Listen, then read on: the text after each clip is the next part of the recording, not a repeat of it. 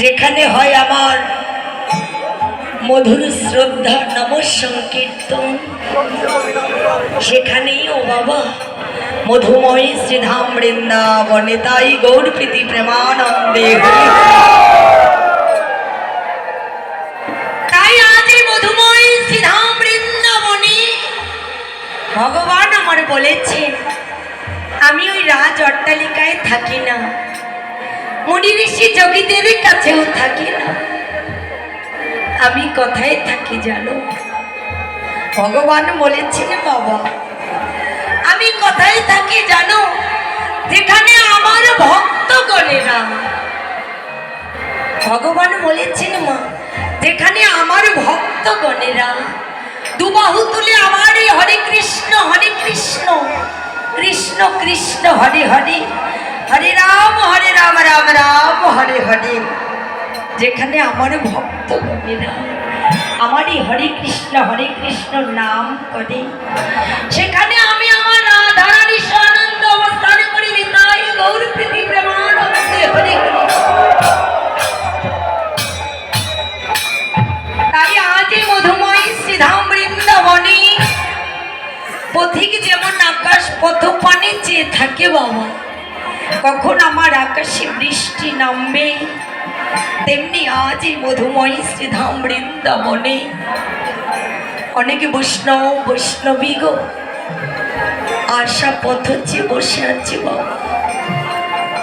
কি গো মা, আজ আমরা এই মধুময় শ্রীধাম বৃন্দাবনে কেন বসে আছি বলুন তো মা? এত কষ্ট করে এই মধুময় শ্রীধাম বৃন্দাবনে আমরা কেন বসে আছি? কি গো মা, এই যে মধুময় শ্রীধাম বৃন্দাবনে এসেছে একটা তো উদ্দেশ্য আছে, তাই না?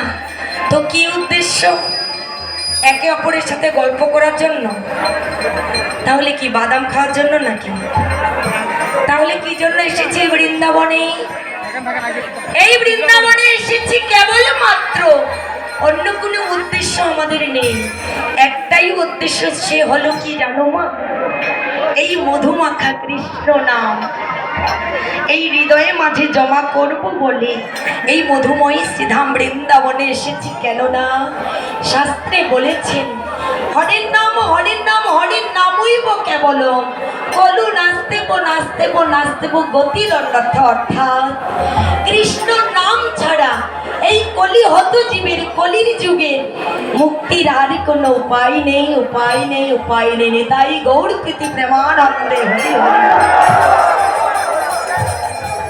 তাই তো আজকের এই মধুময় শ্রীধাম বৃন্দাবনে আমরা এত কষ্ট করে বসে আছি। তাই কি করেছে, যেহেতু কৃষ্ণ নাম ছাড়া এই কলির জীবের মুক্তির আর কোনো উপায় নেই গো মা, তাই কি করেছে আমার শ্রদ্ধেয় কমিটি বৃন্দর দাদা ও কাকা বাবুরা,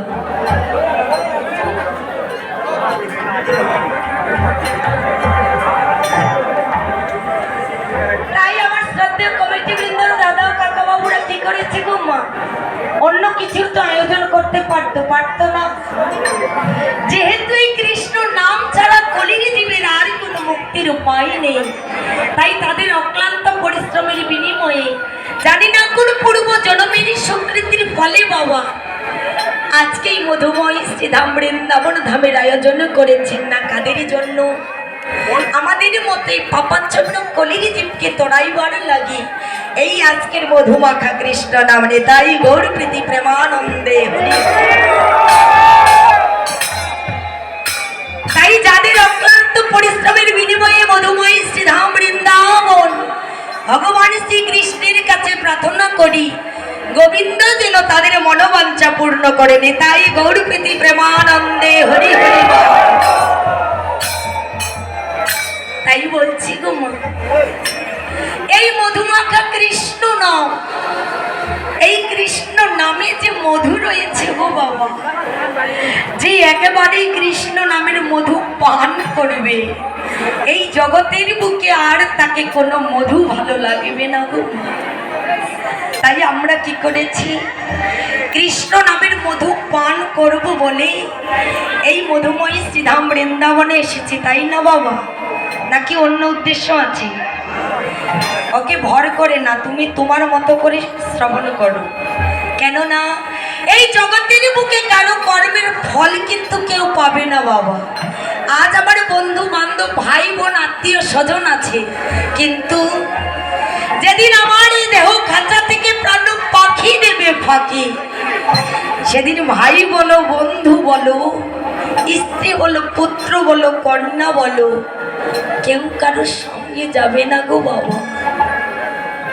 আমি আমার কর্মের ফলে আমি তড়াইব।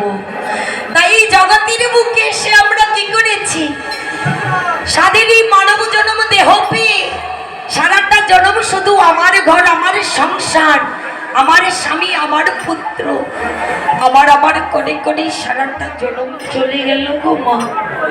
কিন্তু কেউ আমার তো হলো না।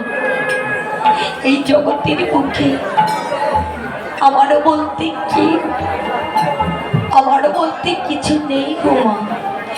ভাবছো বসে চলবে কিসে, তুমি ভাববার কে? যার ভাবনা সেই ভেবেছে, তুমি ভাবো তারিণী। তাই গৌর প্রীতি প্রেমানন্দে হরি হরি। তাই আমরা কি করেছি, কৃষ্ণ ভজিবার করে সংসারে আইনু, মিছে মায়ে বদ্ধ হয়ে বৃক্ষ সম হলো। কৃষ্ণ ভজন সাধন করব বলে এই সাধের মানব জন্ম পেয়েছি গো মা। তাই মানব জন্ম দেহ পেয়ে কি লাভ হলো? তাই বলছি ওরে সংসার কাজে